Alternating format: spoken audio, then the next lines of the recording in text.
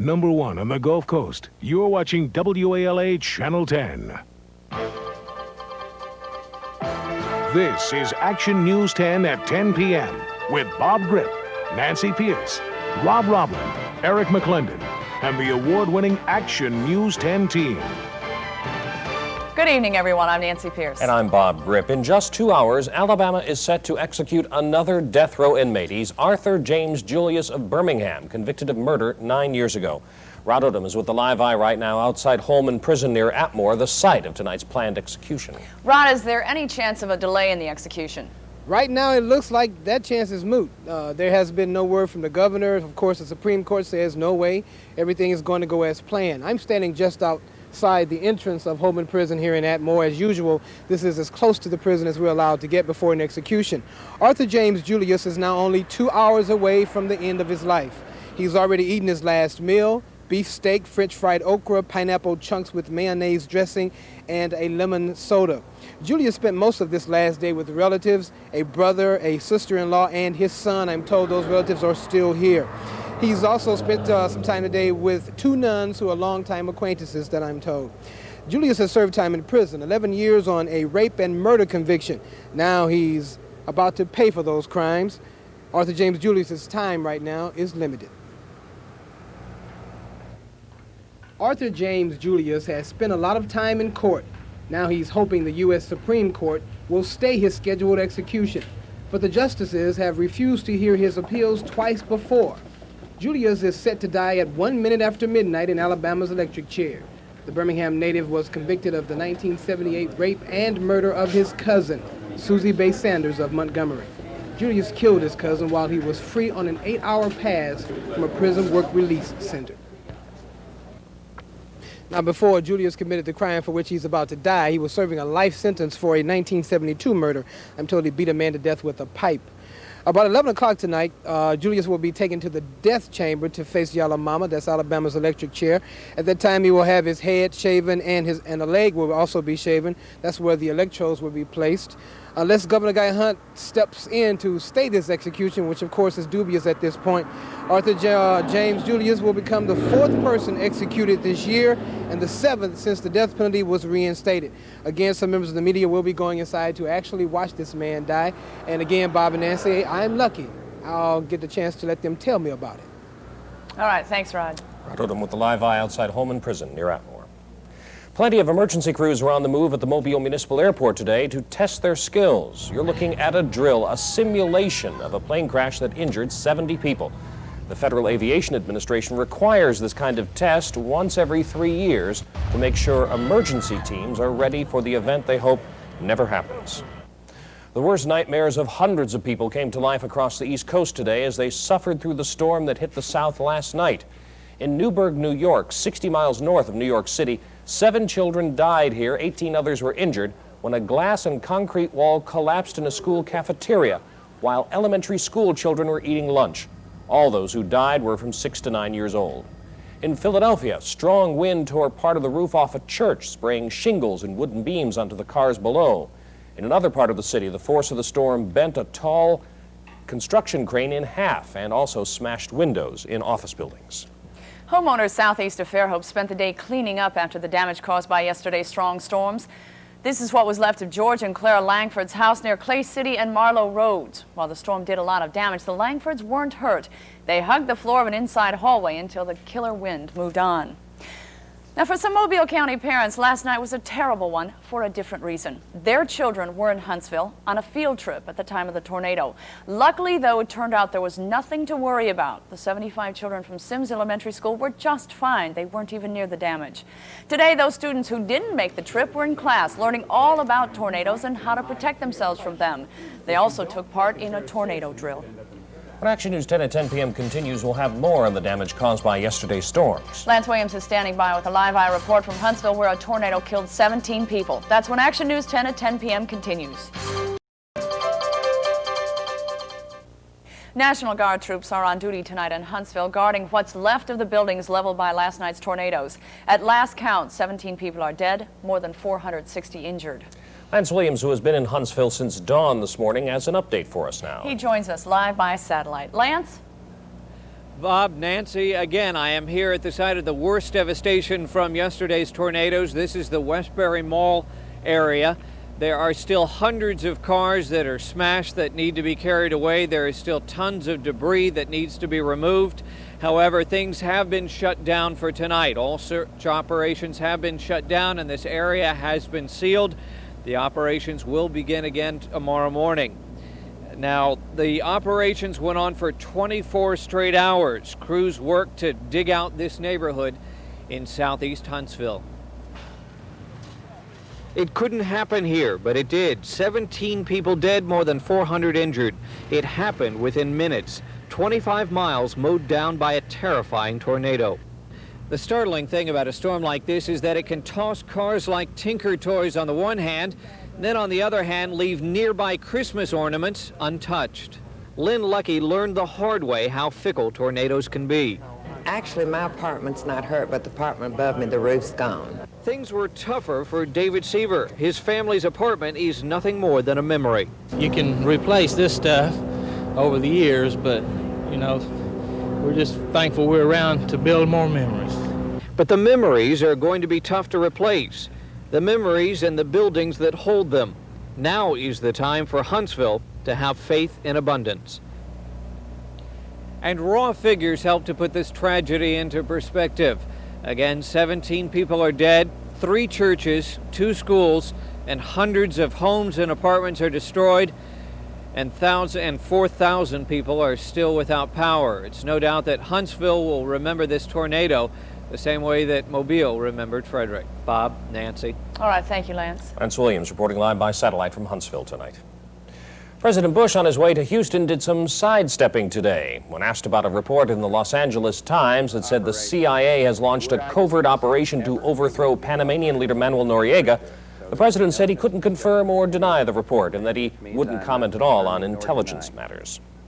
The White House tonight says it will be watching El Salvador's investigation of the murder today of 6 Jesuit priests and 2 servants this morning.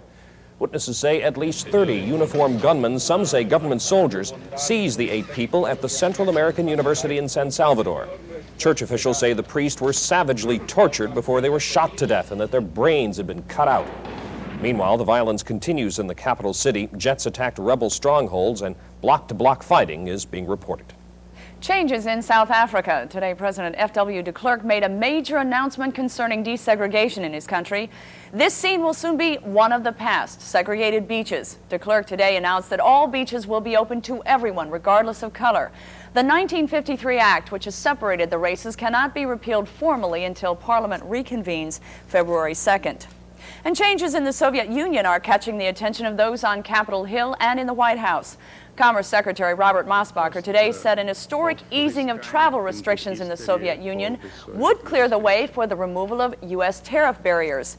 Mosbacher did not spell out the conditions at a joint news conference with the Soviet Minister of Foreign Affairs, but they signed commercial agreements designed to boost U.S. investments in the Soviet Union and to explore a new trade agreement. The bottom line on a pay and ethics bill passed by the House today means a pay boost of more than $30,000 over the next 13 months for House members. The 100-page complex bill passed with the backing of both parties and President Bush. Under the bill, House members would have to give up fees for speeches to special interest groups, the honorarium. It would also prevent Congress from giving itself future salary increases until after the next election. Alabama House member Sonny Callahan and Florida Congressman Earl Hutto voted against that measure. And coming up next, Rob Roblin's ice-cold forecast for the end of the work week. And we'll tell you where you can do almost all of your Christmas shopping when Action News 10 at 10 p.m. continues.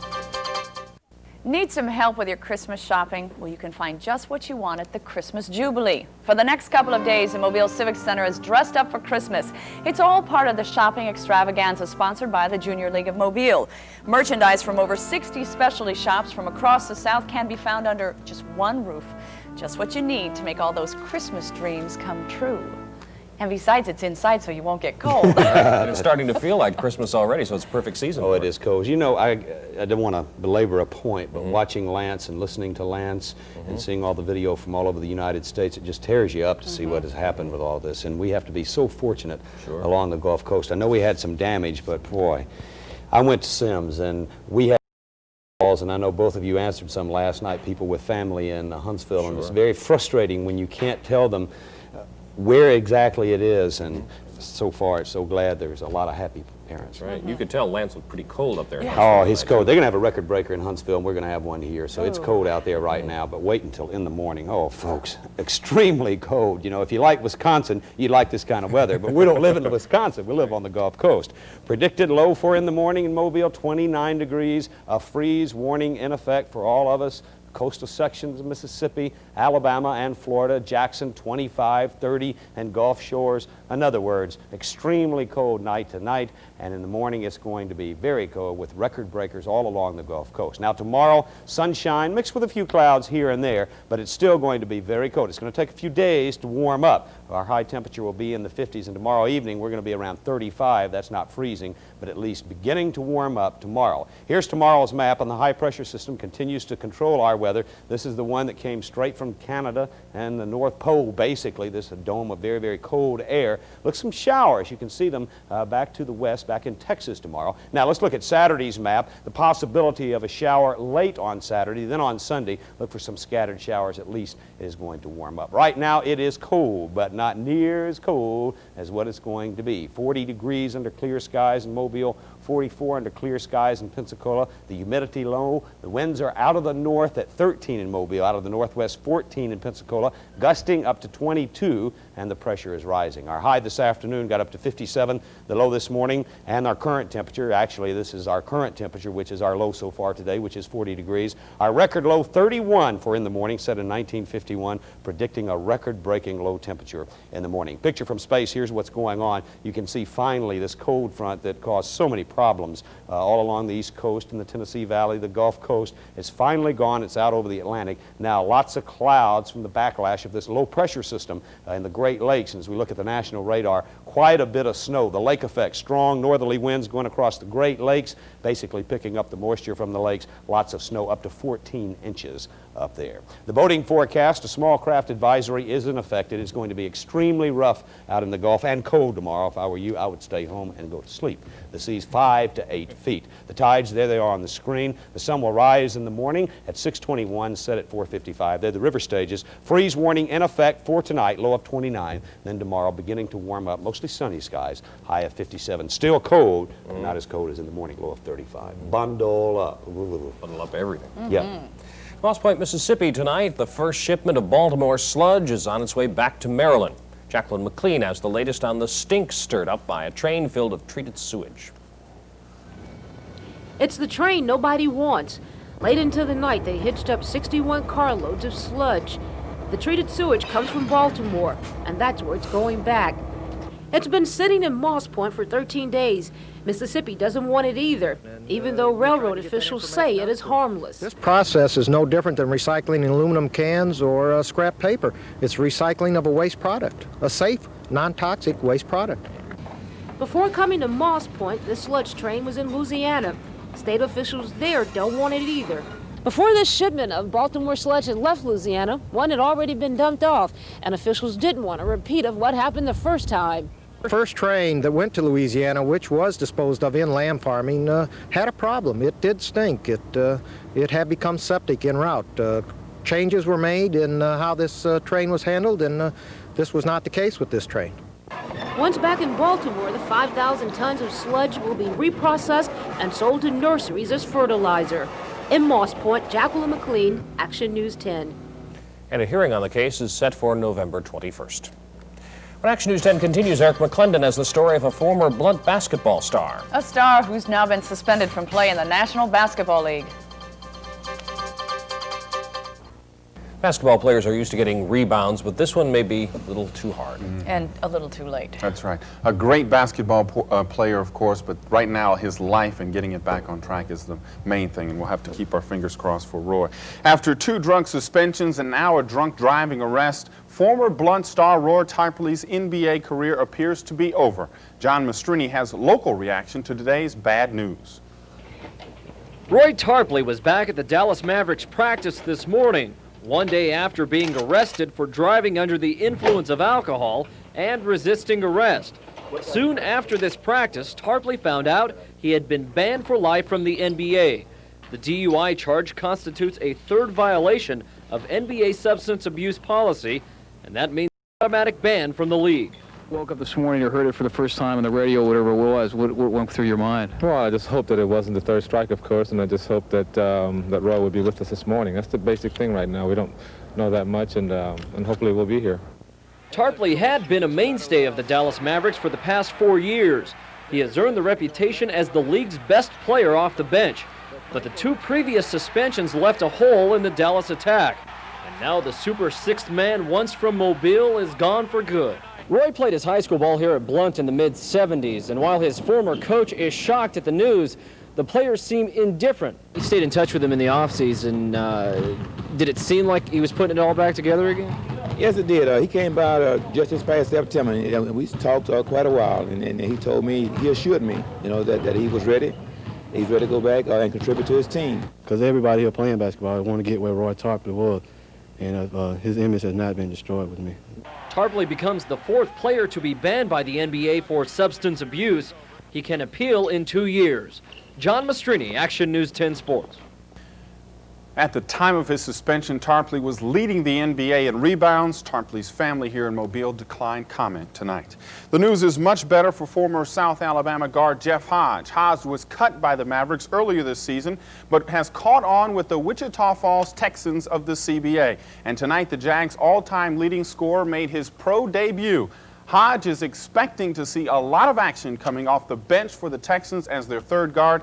Now, since Wichita Falls isn't exactly the media capital of the world, we've had a little trouble tonight finding out Jeff's point totals, but we'll be sure and have them for you tomorrow night. One basketball score to report on now. Faulkner State Junior College beats Pensacola Christian 109-98 tonight. Tomorrow is the biggie of the biggies in high school football. Mobile's 2 powers, Viger and Murphy, do battle for the right to move on to the semifinals in the state playoffs. Viger hasn't lost a playoff game in almost 3 years, but the Panthers won the last battle in the regular season. Action News 10 will be live from Ladd Stadium tomorrow at 6 and 10 o'clock.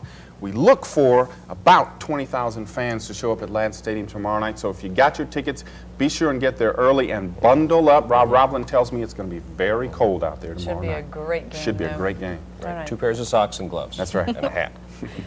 Coming up next, an icy cold 5-day forecast. And a celebration in the city of San Francisco. Next on Action News 10 at 10 p.m. In San Francisco. Now, before you go to bed tonight, get your coat out, your gloves, your hat, your scarf, your long underwear, I'm not whatever. looking forward to going out to the car. There's a couple of feet outside the door. We're going to stay here. Yeah, it is cold out there. I'll tell you what, at 8 o'clock in the morning, it'll be a nice morning. Sit inside with a hot cup of coffee, with a fire going in the fireplace and the heat up, and just watch the sunrise. It'll be pretty, but that's about the only place. If you don't have to get out, don't. I'm going to be in the bed warm. 8 o'clock in the morning, freezing temperature, 32 degrees for the next 5 days, gradually warming up. On Saturday, hey, it's going to be warm, a high of 59, then 66 on Sunday, but there's a chance of rain. It's kind of miss 78 degrees. I do too. Finally tonight with crooner Tony Bennett singing I Left My Heart in San Francisco, thousands of people strolled across the San Francisco Bay Bridge, saluting the workers who got it back in shape just a month after the earthquake tore up the bridge. It's due to open for traffic tomorrow. That's 1 month to the day after the devastating quake.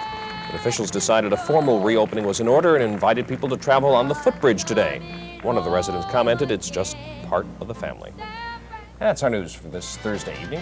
Join Jackie, D'Antonio, and Byron Day tomorrow morning for Action News 10 at 6 a.m. and we'll be back tomorrow night at 5. Have a great night.